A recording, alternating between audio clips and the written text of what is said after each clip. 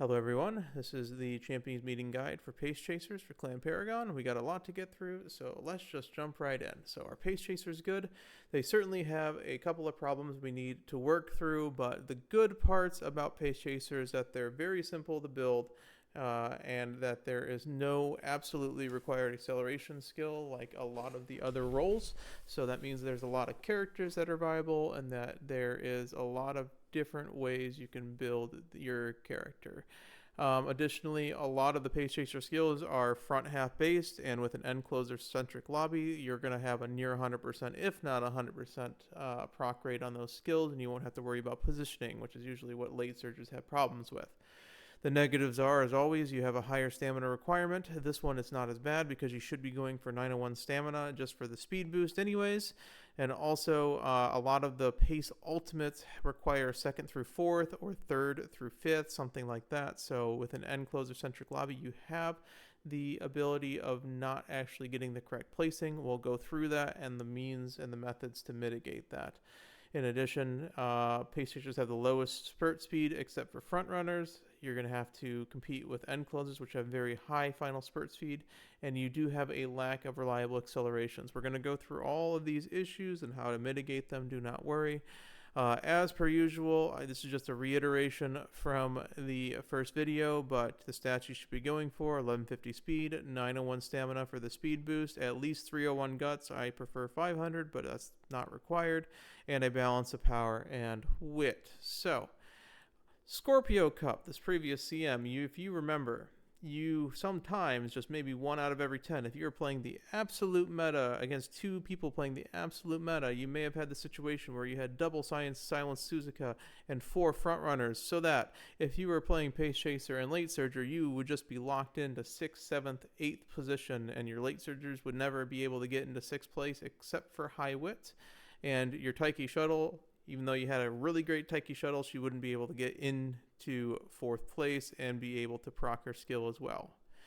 If you remember in Gemini, the Gold Ship Cup, or Libra, the Gold Ship Cup, and also this cup, which is also the Gold Ship Cup. Sometimes, and quite frequently, because you most likely were running at least 1 end closer, you may just have 5, 6, even 7 end closers. What does this do? Well, it means your late surgers would all of a sudden be in 2nd through 4th position, and they would basically not be able to hit Let's Pump Some Iron. Your pace chasers could even be a lucky pacer in 1st place, and they wouldn't even be able to hit their alts. Triumph and Pulse does not work in 1st place, as a lot of people figured out.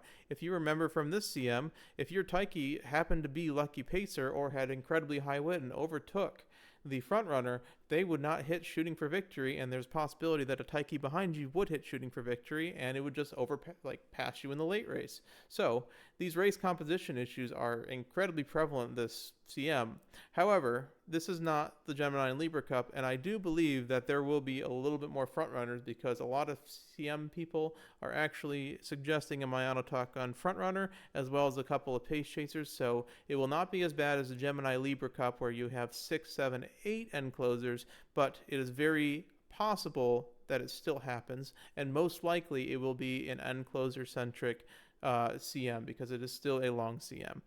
I do think it's not as bad, but you will have to take these things into consideration if you're building these middle position Umas. Okay?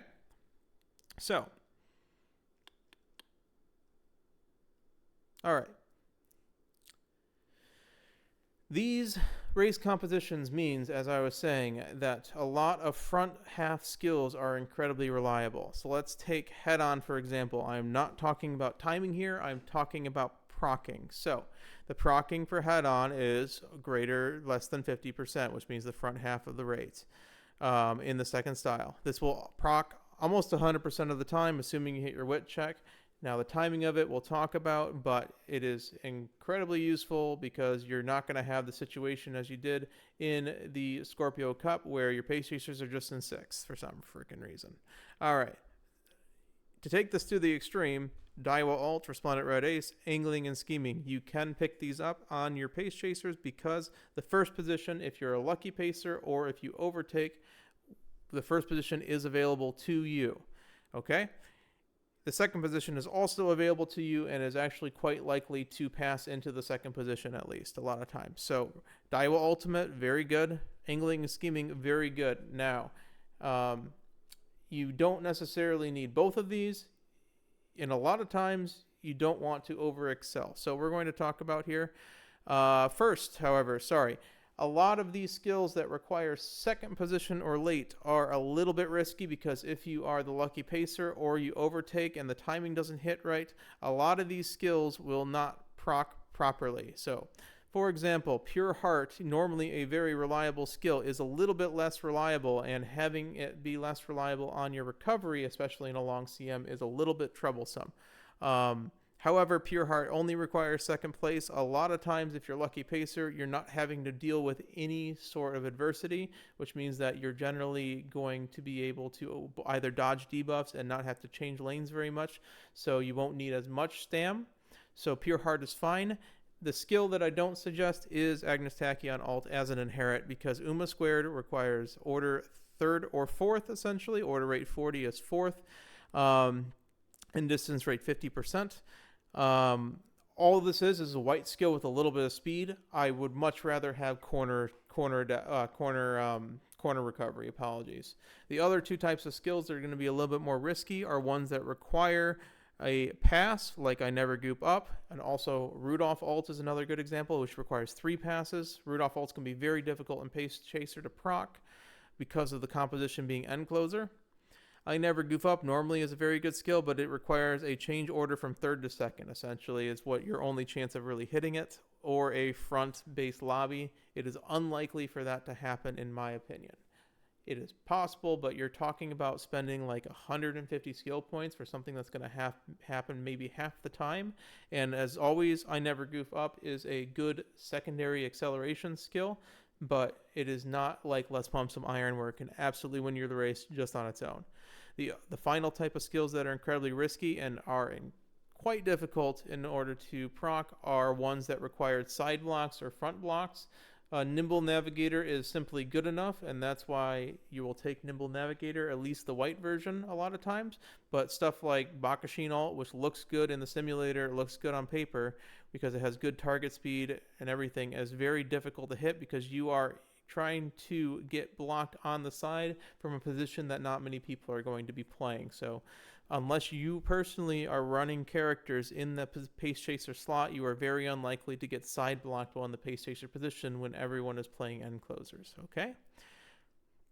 All right, so as I was saying, a good strategy to use is to split your inherits up into when you get lucky with either lucky pacer or overtake, and when you don't get lucky. So a good strategy is pick up angling and scheming, and pick up something that helps you in the 2nd through 4th position, like head on. So if you have, like, let's say angling and scheming, and you have extra stamina, that might help you get more other mid-race skills by saving the skill points.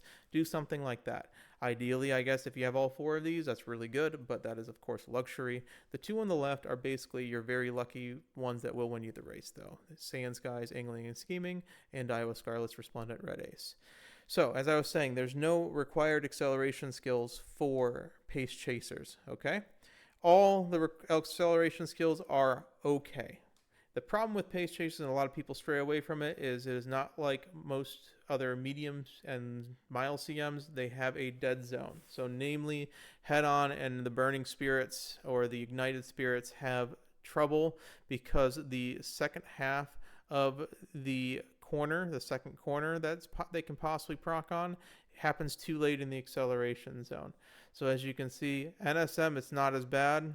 It's about 50-50. Burning Spirit Power, he says it's about 68.4, which means it's closer to 50% as well, because this is only giving half effectiveness here. Head On has the same problem, where it's about a 50-50, but with it actually being effective.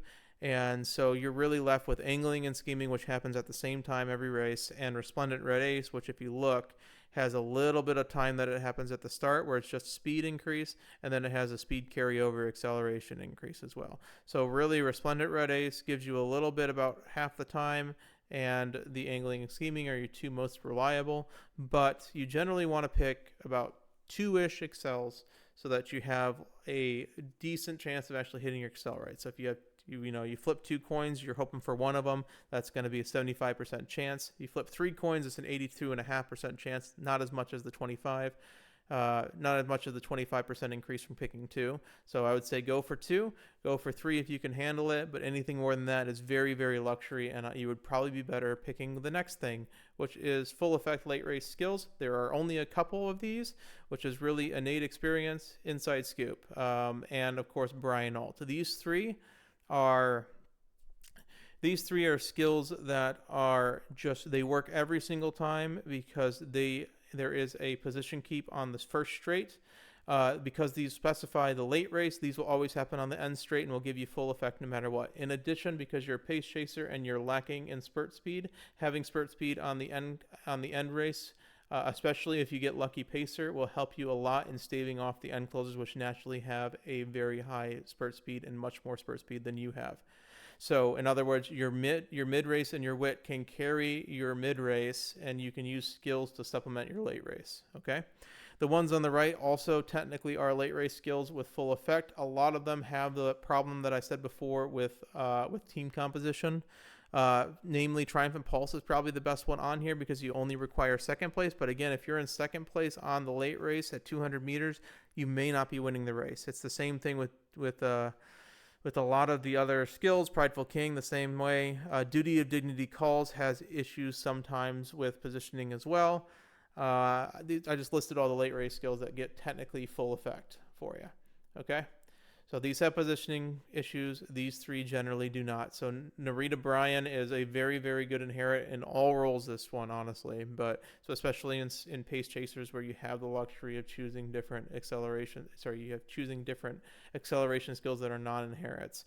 You can choose a Bryan for a speed skill in late race to help you out. Okay, your mid-race, not as important as the late race spurt skills for paces because of the fact that lucky pace can just happen, okay? These mid-race skills, however, are incredibly important. They're very good, as you know from this previous CM and every CM. As we're finding out, the more mid-race skills you have, the better. The only thing is, of course, like I said, the position keep happens all the way past the first straight. So there is a corner and a straight for a possibility that if you proc it, you will get paced down. There is a possibility, okay? I don't think it's as important as if the late surgers and the end closers, because they will be pacing down each other a lot. But it is possible that doesn't work, and that is why straights and curves both have a slight failure chance, as you see in the if you check the simulator. Okay, so here are all the mid-race skills. Your straights and corners both are pretty much even this time. I would say straights are a little better because it's possible for it to carry over a little bit, but they also have the failure rate of it procking at the very end like a home stretch ace, okay? It's on as a passing skill. So these three down here, it's on and the slipstream have the issue, and the playtime's over have the issue where you need to actually either pass somebody. It's on is actually kind of special because you can technically pass somebody on the final corner and it gives you speed carryover. Slipstream as well is going to be an issue if you're the lucky pacer. It's not pretty much never going to proc, and playtime's over requires someone to be behind you. Playtime's over is not as finicky because sometimes end closers will be directly behind you in the left or right lane behind you trying to pass you, and so it can work as a later skill as well. Luxury skills. These skills are good. However, they are either very high skill point requirements, for example, Speed Star and Vanguard Spirit. They are very good. However, they are 300 points and give the same as one of these white skills in the mid-race. Or they work only less than 30% of the time, well, just like Gold City Ult, for example. It's going to be pretty hard to block yourself when you're the only pace chaser, so it doesn't really work very well. A lot of these have issues being in 3rd, 4th, or 5th place. Umastan is going to be less reliable than on late surges because there's going to be much less pace chasers to go, so it's very hard to be around Umas when you're the only one running it. So pick these up if you have absolutely nothing to spend skill points on. Okay, we're going to get into characters now. The best pace chaser probably is Daiwa Scarlet. She is hard to build in my opinion because she only helps you really with 10% speed. But she does have her ult included, which means you can basically put Brian on one side and you can put Saiyan Sky on the other side, and you have everything you need in terms of inherits. She does help you out with an innate recovery as well as a possibility for head-on, but let's be honest, it's look at those conditions. You have to win pretty much every single race in her career, plus an additional 4 races. Other than that, she doesn't really give anything, but if you're able to get all the skills required, Daiwa Scarlet probably is going to be the strongest pace chaser, so Daiwa Rocket happens again. The easiest character, in my opinion, will be Oguri Cap, simply because of the 20% speed, 10% power. This will help you get a lot of wit, which will allow your mid-race to be very, very good. In addition, she comes with Nimble Navigator by naturally, which means that you, if you really want to, and I actually kind of suggest it because it saves you about 150 skill points if you're running Rice Shower with her to get some additional power on Oguri Cap. You can run Rice Shower power instead of like a Super Creek, and you can just pick cooldown instead of getting Gourmand, okay? Oguri Cap probably is better as a forced end closer. However, she does give a ton for Pace Chaser, and if you just really need a very easy character to build, Oguri Cap will be that Uma. Time to talk about Oguri Cap Christmas. Okay, she is a moderately hard character to build, but she will be incredibly strong. She will not be as strong as in the mediums, but if you build her right, she's very potent. However, the one that is going to be the monster that you're looking at is going to be probably an end closer or a late surger. Notably, you need 900 plus wit on her because she really, really needs to hit 3 skills exactly. And in order to do that 75% of the time, 70% of the time, you need to have 900 plus wit so that your proc rate is 93%. Okay? Naturally, though, even without her ultimate, she comes with 2 greens that are useful. Inside Scoop, which is one of those really good late race skills with innate experience, which is the gold version, as well as 2 white recoveries, which you probably need both of those. Notably, the late race one you don't really want to use because it procs too late and makes her ultimate proc late. Remember, her ultimate already procs at 777 100 meters later than the other acceleration skills. Okay? So she has an innate acceleration. It's worse than the other accelerations, but it's still very good. Okay? We're going to talk more about Oguri Cap Christmas in the late surge and end closer guide because that's really where she's going to shine, but she is an option for Pace Chaser. Measure McQueen Original is probably going to be the second strongest character in my opinion because TDDC is very strong and she has wit bonus. The wit bonus is going to really help you in the mid race as per usual. She also comes with long corners, calm and collected, and Vanguard Spirit is a very luxury skill you probably will not end up taking because you have better things to figure out. You put head on her, she's pretty good. Again, head on is not required. You can just go and put the 2 acceleration skills on her instead and be good. Put 2 accelerations, these guys, and you have a chance with her. TM Aparo Original, I have this here because I have a couple friends who play it. She gives a good wit bonus and stamina bonus. That's her main quality. She's moderate to build. She's easier definitely than Oguri Cap Christmas. Put 2 accelerations on her. Take her white skill with 901 stamina. You're probably going to get 1,000 stamina. You may not even need it, and go from there. Okay? My auto top gun is good in every role. Probably better as an end closer or a front runner, but she is option as a pace chaser for the what I like to call the path protection build. Flashy landing, if you don't know what it does, is when someone tries to pass you anywhere on the last spurt, essentially, so anywhere on the late race final corner or later, you will get a speed boost, and sometimes that speed boost is just enough to stave them off, okay? You either speed boost into a guts battle, and then the guts battle, like, brings you all the way to the finish line, or it doesn't work, or the speed boost is enough to survive until the end closer either dies or the race ends. She just has a ton of skills. She has every acceleration skill in the game for each role. She comes with no stopping me. Again, you probably want white nimble navigator only, but you can get it as a luxury skill. And she comes with an innate golden recovery. Her stat bonuses are not the greatest. She doesn't have any speed. She doesn't have any wit.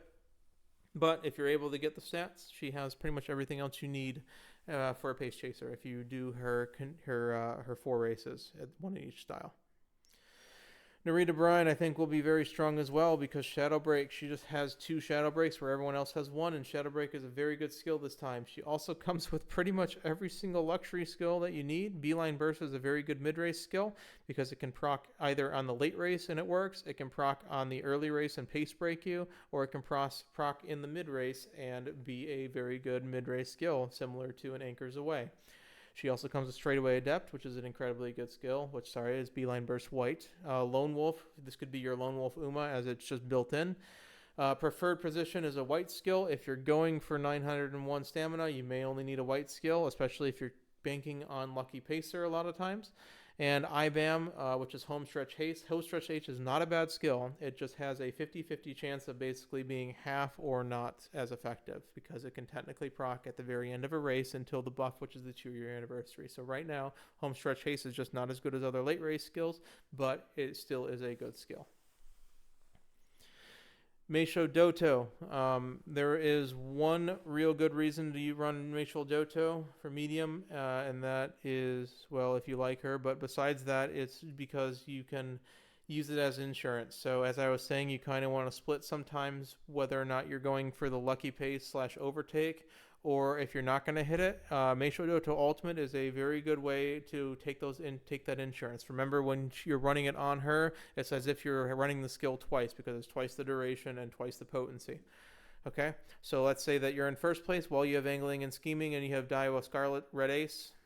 Those 2 proc, you have a chance of winning the game. Let's say you're in second place, you have Daiwa Scarlet Ultimate, you're still fine. If you're in third place, well, now you have I Never Goof Up. I Never Goof Up as an acceleration, so now you have an acceleration in first, an acceleration in second, an acceleration in third, fourth, fifth. So no matter what your position is, you have insurance and you have a chance to win. It's not as strong as having just the absolute perfect build with one of the premier 3 as the character you're running, but it does give you just consistency across the board. She does come with non-standard distance. You can, if you're getting like 901 or maybe even a little more stamina, you can consider just taking NSD instead of a white skill and instead of a white recovery skill, and you can just take you just save the skill points for mid-race skills. Speed Star is one of those skills that is very luxury. It does not give enough to warrant 360 skill points, but it is there if you have additional skill points. Last thing to note, this will be the last character I go through. I know there's a lot of pace chasers. These are the ones that I found. I just want to make this out as fast as possible. We may circle back and go through all the Umas later, but Agnes and Super Creek both have specifically stamina buff. Super Creek has stamina wit, and Agnes Tachyon has speed guts. Now that just means that you have the bonus in speed and wit, and you also have an innate recovery, although a bit finicky, as said before, so you have the option of trying for a gut max. Now, a gut max strategy is when you run generally 3 to 4 guts cards, a wit card, and a speed card, or a Rico as well. It's possible, because guts is worth roughly about half of a stamina point after the 400 required this one, that if you have 1200 guts, your recovery, and you have 601 stamina, you have plenty of stamina to live. By getting 1200 guts where most people have 400, 600 guts is worth approximately 73 speed after, of course, the first 400. So if someone, let's say, has 600 guts and you have 1200 guts, you essentially have two green speed skills over them. Okay. In addition, you have 5% bonus speed every 301 guts. I believe it caps at 5 total, so that's why you're only supposed to go for 601 stamina, and you go for the 901 guts. So a guts maxing build would probably be about 1150 speed, probably 1200 speed because you're guts maxing. 1200 speed, let's say, 601 stamina, as much power as you can get. You'll probably naturally have around 800. 901 plus guts, and probably around 600 wit. Okay? These are the two characters. If you're wanting to guts max, I would try them. Alright, so in conclusion, pace chasers win in one of three ways, and a lot of times the best thing to do is to hedge your bets between the three. So you either get the lucky pace, which means that you have the highest wit and there's some modifiers with having the inner post and stuff like that. You are the pace chaser that goes into first place. You hit Angling and Scheming, you hit Red Ace, and you win the game there. Of course, you're still having to stave off the end closers, but it gives you a good chance. The other method is you overtake a front runner early, slingshot mode. This is pretty much the same as any other pace chaser run. You try to overtake. You start in second or third, and you use your superior mid-race wit to overtake before the late race, and you angling and scheming in red wit. In order to do this, again, you need high wit. You're looking for 800 plus wit a lot of times, although 650 is possible, 600 is possible, but a lot more consistency the higher wit you go. Okay, so you probably go with a wit card like Fine Motion in order to try to get that high wit. The final way you do is you overtake the front runner in the late race. So you happen a little bit later, your wit isn't as high. Well, that's when you can run stuff like the Pass Protect build on Maya. So in this case, you need higher power than normal, and you need a moderate amount of wit. So maybe go for 900 to 1,000 power, and go for 500 to 600 wit instead. You also need as many accelerations as possible to catch up. You may want to go for 3 accelerations there. Most likely, if you're pushing power, you'll probably get Ignited Spirit Power. That could be your 3rd acceleration that you wouldn't get otherwise. And stuff like running My Auto Top Gun with Flowery Maneuver really helps this strategy. So as final notes, your priorities are, of course, your stats, your 1st and 2nd acceleration, your late race guaranteed skill, at least one. It's not required, but that would be the best skill you can possibly have. Your mid-race skills, and then any acceleration past the 2nd acceleration, and then finally any late race or luxury skills that are not guaranteed. Last thing to note, as I was saying, we need to go through how to mitigate problems with the lobby composition. So if there's no other pacer front, many of your pace chaser skills that require 2nd place will fail to proc. Many pass skills and block skills will also fail to proc. There's also, if there's no other pace chaser or front runner, there's not going to be enough margin for you to fight end closers. If you're a front runner main, you're very aware of this. If you are the solo front runner, there's nothing to push you forward unless there's a very high wit pace chaser. And in that case, a lot of times they just win. So you need something to push your pace chasers forward. Okay? The way you can do that is either run a front runner if you want to run a slingshot or a pass build. So you just basically load up on all the pass skills with a high wit, and either your front runner will win with angling and scheming, or if your pace chaser rolls high wit, then they will hit angling and scheming instead. Okay? You can also just run a pace chaser build where you run double pace chaser, right? And you can run block skills, such as no stopping me. Run nimble navigator. You don't need the gold version. And run a little bit higher power than normal, because sometimes there will be front runners you do need to overtake in that case. Okay. Or at the worst case scenario, if you do not want to run any level of front runners or pace chasers, which is like me, if I'm running a pace chaser, I'm going to probably just be running one and hoping that someone else runs a front runner. And if it doesn't happen, it doesn't happen. Well, your pace chaser still can be used as a sacrifice for end closers. So running pass skills on your end closers, such as like Rudolph Alt as a bonus, for example, is a good way to mitigate the bad situations with your lobby composition if you happen to have a pure end closer late surger lobby and you end up becoming the only pace chaser. Okay. That will be it for the pace chaser guide. I just will pull up this screen again for the conclusion. If you have any questions, leave them below. There's possibility that some of the stuff I said is incorrect. Again, feel free to correct me and place stuff below. We are all learning here. So good luck in the CM. I will get the late surger and end closer guide. Again, as I said before, end closers probably will be the strongest role in the CM, but pace chasers, do not count them out. They are stronger than what CCs are saying. You just have to build them right. All right. Thanks for watching. Burb out.